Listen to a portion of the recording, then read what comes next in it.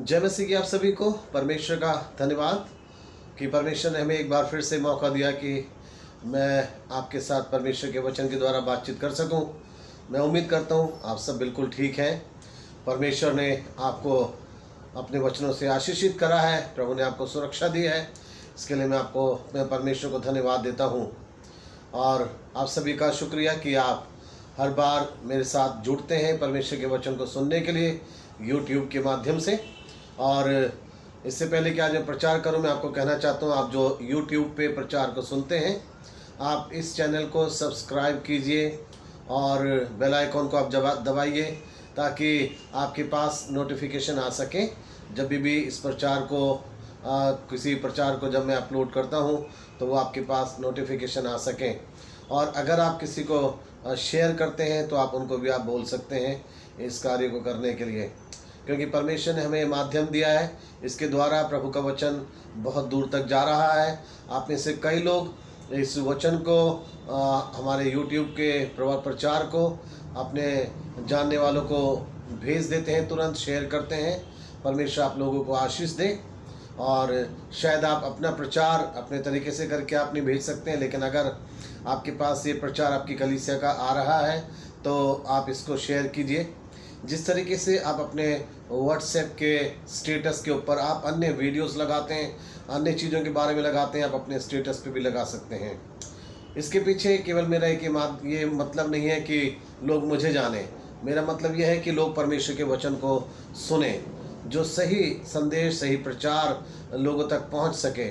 और इसके लिए आप एक बड़े अच्छे सहायक बन सकते हैं। आप लोगों तक ये परमेश्वर का वचन पहुंचा सकते हैं।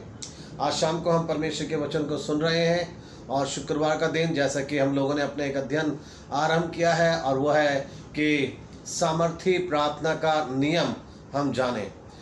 आज हमारा ये तीसरा अध्ययन है कि हम लोग सामर्थी प्रार्थना का जो नियम है हम उसको जान सकें। पिछली बार हमने प्रभु यीशु मसीह की शिक्षा के अंदर हम लोगों ने इस बात को देखा था कि सामर्थी प्रार्थना का क्या नियम होता है, और आज फिर से हम लोग देखना चाहते हैं हमारा तीसरे अध्ययन में कि सामर्थी प्रार्थना का क्या नियम है।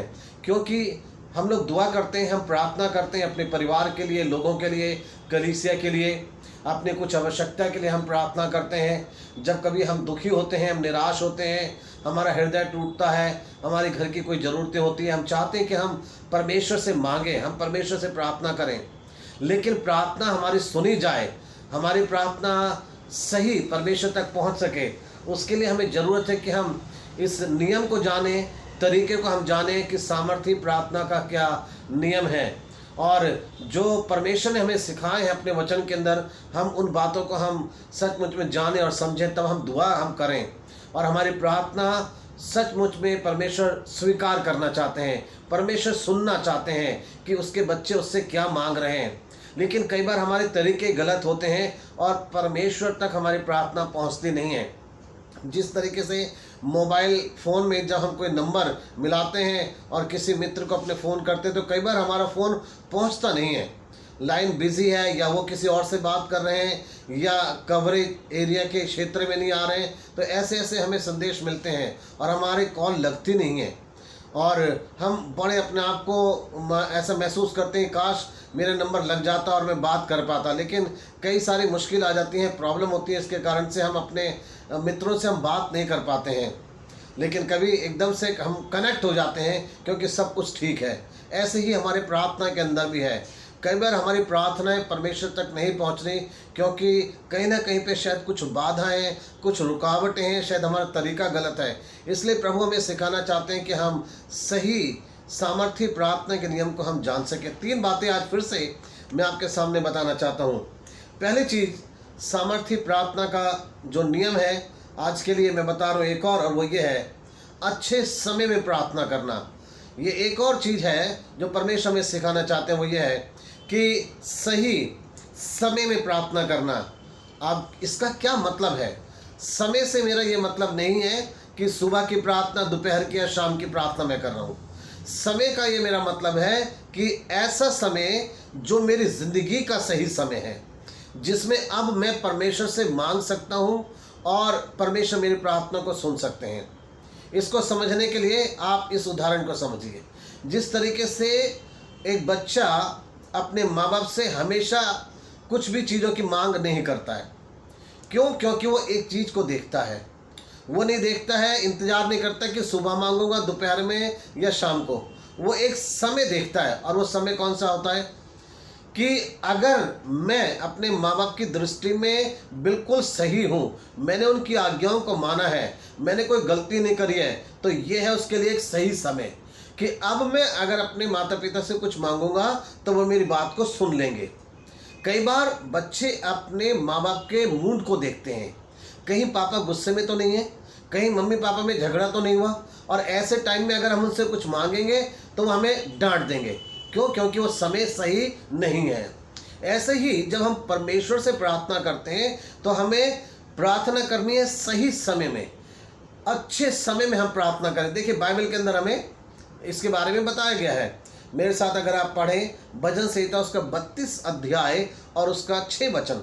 भजन संहिता 32 अध्याय और उसका 6 वचन। यहाँ परमेश्वर के दास ने यूँ कहा, इस कारण हर एक भक्त तुझसे ऐसे समय में प्रार्थना करे जबकि तू मिल सकता है।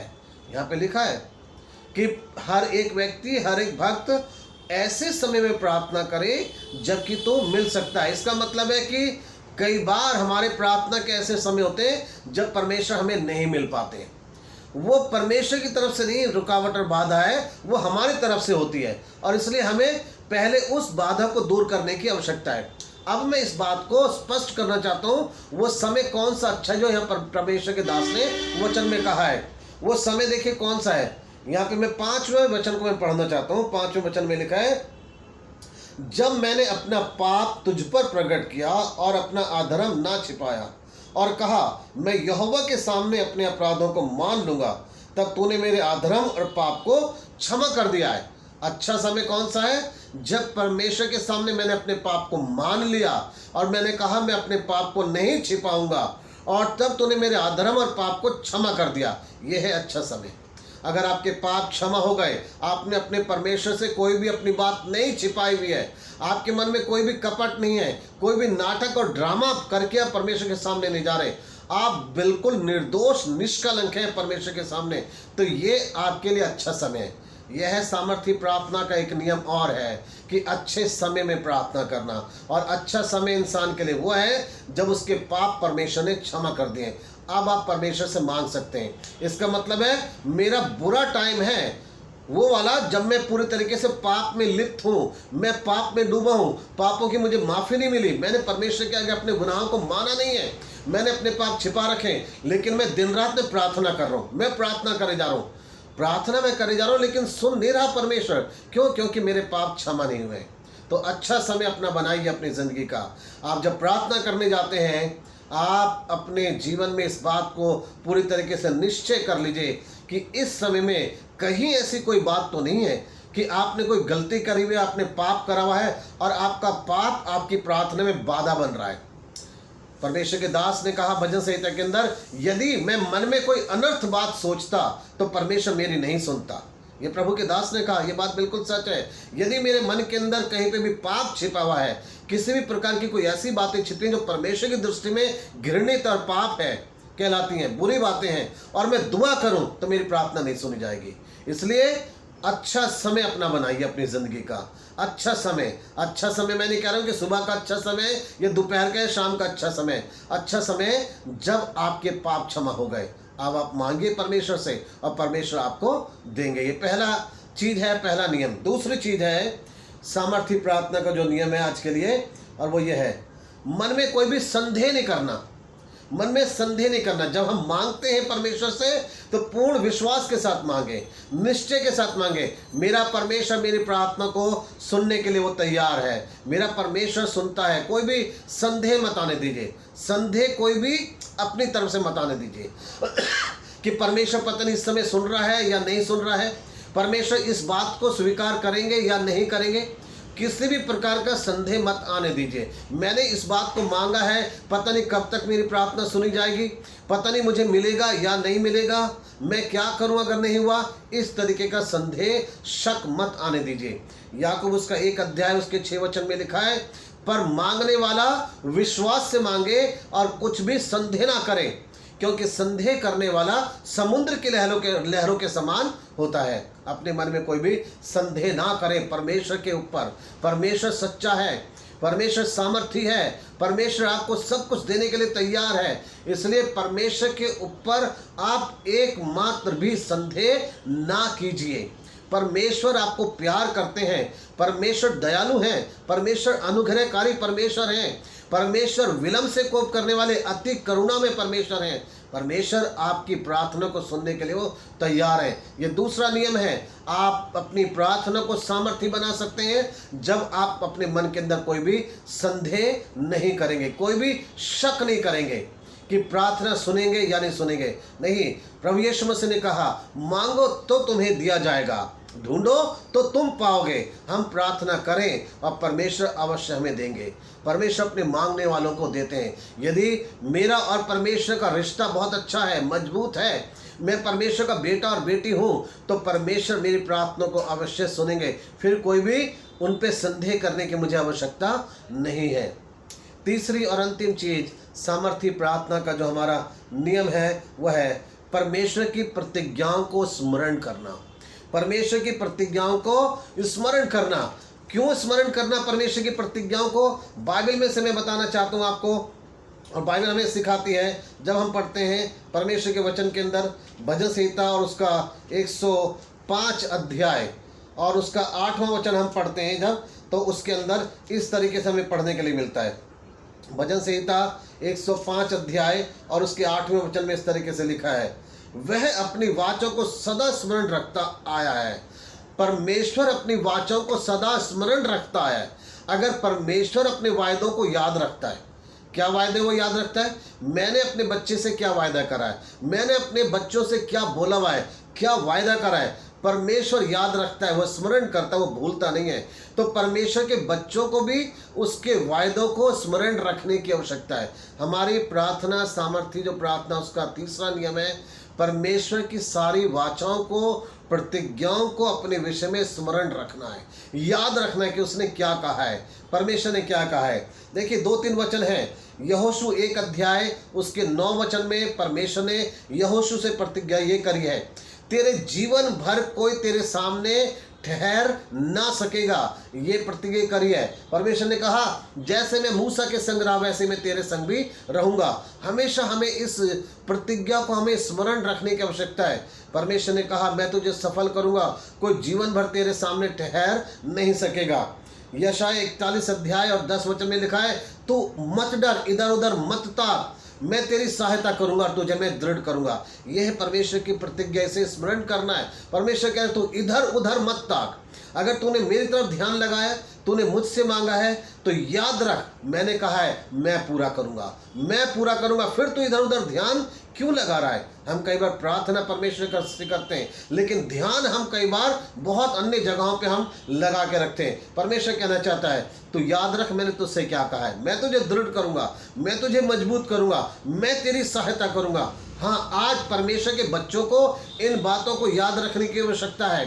परमेश्वर कह रहा है मैं तेरी सहायता करूंगा। आज वचन के सुनने वाले आप जितने भी लोग हैं, परमेश्वर आपसे कह रहा है, एक एक व्यक्ति से, मैं तेरी सहायता करूंगा, तू इधर उधर मत ताक, मैं तेरे साथ हूं।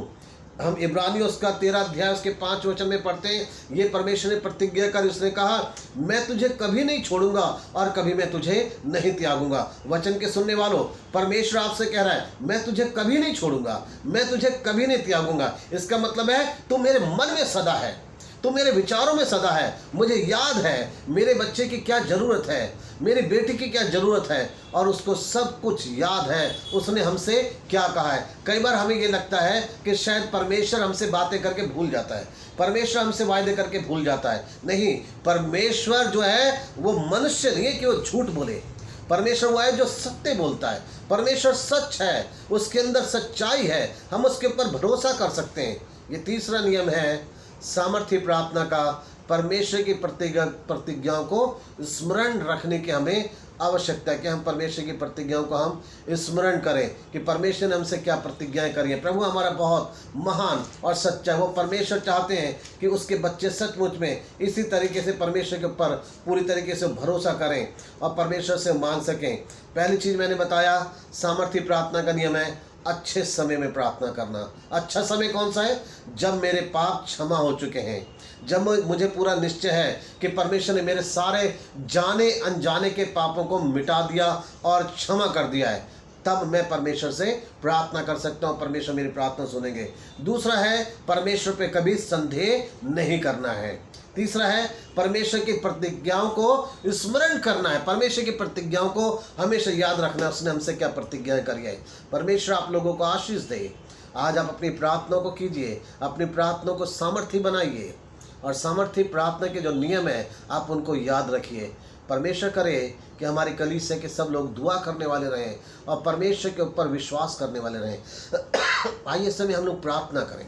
हमारे परमेश्वर पिता, हम धन्यवाद करते हैं आपके अच्छे वचन के लिए जो आपने हमें दिया है। सामर्थ्य प्रार्थना का नियम आपने हमें सिखाया और समझाया। हम चाहते हैं पिता परमेश्वर हम इसी नियम के अनुसार सच में अपने जीवन को चला सकें। हम परमेश्वर आपको आदर और सम्मान दे सकें। परमेश्वर हम अच्छे समय में प्रार्थना करने वाले रहें और अच्छा समय वही कि मेरे पाप जब क्षमा हो गए। हम संदेह ना करें, हम प्रतिज्ञाओं का स्मरण करें। परमेश्वर में प्रार्थना करता हूँ हमारी कलीसिया के एक एक परिवार को, बच्चों को, जवानों को, बड़ों को, सबको आशीष दीजिए। हर एक के साथ हो। जो लोग बीमार हैं परमेश्वर उन्हें चंगाई दीजिए। हमारी कलीसिया के एक एक परिवार की आवश्यकताओं को आप पूरा कीजिए। परमेश्वर दुआ करते हैं इस कोरोना वायरस जो फैल रहा है दिल्ली शहर के अंदर, इसे पूरी तरीके से यीशु मसीह के नाम से हम ख़त्म कर देना चाहते हैं। परमेश्वर आप से दुआ है आप इस बीमारी को ख़त्म कर दीजिए। हर एक के मन में से डर और भय निकल जाए। अपने लोगों को सुरक्षा दीजिए। जो लोग पिता बाहर निकलते हैं, काम पे आते जाते हैं, उन्हें सुरक्षा दीजिए। जो लोग पिता परमेश्वर मेडिकल स्टाफ है उनको सुरक्षा दीजिए, आप संभालिए। परमेश्वर दया कीजिए हमारे देश के ऊपर प्रभु, ये बीमारी मिट जाए और ख़त्म हो जाए। पूरी दुनिया में से बीमारी ख़त्म हो जाए, हमारी यही प्रार्थना है। बहुत सारे लोगों ने अपना जीवन इसके कारण से खो दिया है परमेश्वर, और आज इस समय बहुत सारे लोग इससे पीड़ित हैं। परमेश्वर हर एक को छुटकारा दीजिए। यीशु मसीह के नाम से हम प्रार्थना करते हैं। हमारी कलीसिया के एक एक परिवार को संभालिए। जो लोग नए विश्वास में बढ़ रहे हैं उनको विश्वास करना सिखाएं, आपको जाने और पहचाने। पिता परमेश्वर में सच्चाई से चलना सिखाएं, ईमानदारी से हम आप में बढ़ सकें। आने वाले समय के लिए हमें तैयार करें, हम आपको प्रसन्न करें और आपके पीछे चल सकें। प्रार्थना प्रभु यीशु मसीह के नाम से मांगते हैं, आमीन। परमेश्वर का धन्यवाद कि हमने उसके वचन को सुना है। प्रार्थना करिए। इस समय आप इस वचन के बाद, इस वीडियो के बाद में अपने परिवार के साथ थोड़ा समय प्रार्थना में लगाइए। कलीसिया के लिए दुआ कीजिए, एक दूसरे के लिए प्रार्थना करें और अपने लिए प्रार्थना करें। परमेश्वर आपकी सहायता करें, आमीन।